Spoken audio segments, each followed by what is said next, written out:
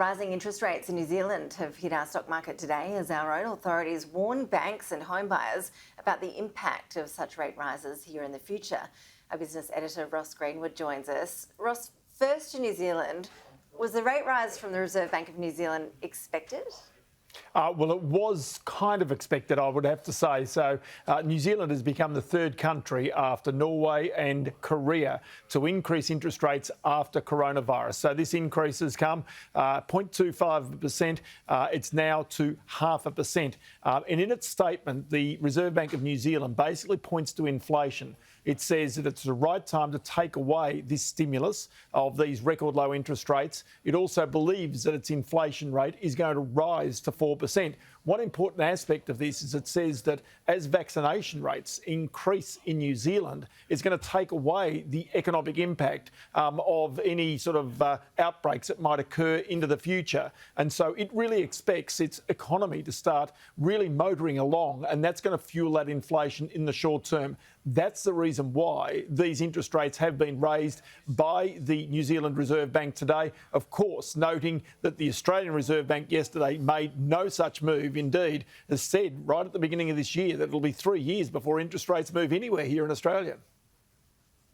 Yeah, so what should our viewers be reading into this? Does it have a parallel here today with the bank regulator APRA curbing the amount that people can actually borrow when they try to buy a home?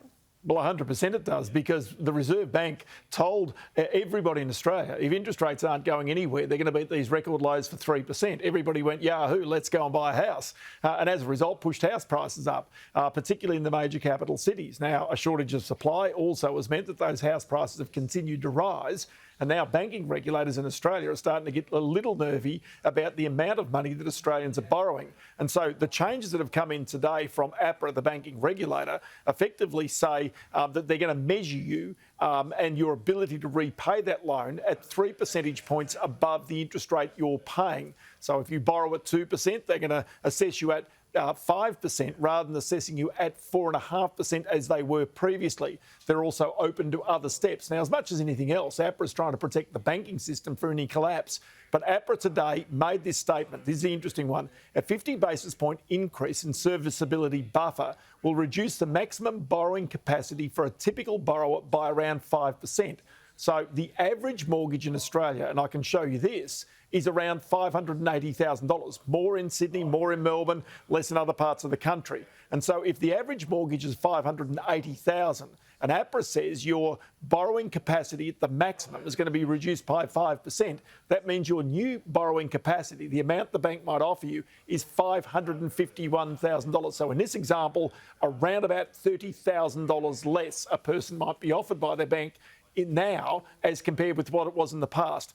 We've reached out to the Treasurer, Josh Frydenberg, today. Of course, is in lockdown, but this statement's come from the Treasurer saying we must be mindful of the balance between credit and income growth to prevent the build-up of future risks in the financial system. So that's what this move by APRA is about today, to reduce risk in the financial system. And remember also, the other problem at the moment is that credit growth is growing faster than income growth. So in other words, people are taking on debts much faster than their own increase in salaries and wages is taking place.